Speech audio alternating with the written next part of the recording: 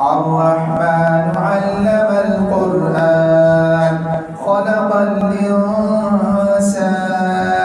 علمه البيان الشمس والقمر بحسبان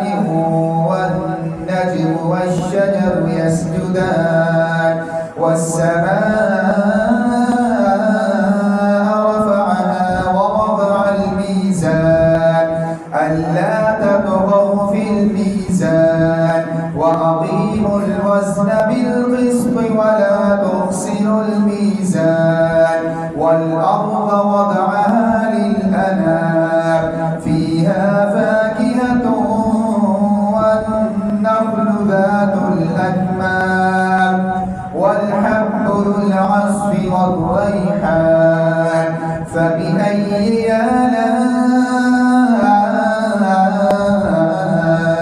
ربكما تكذبان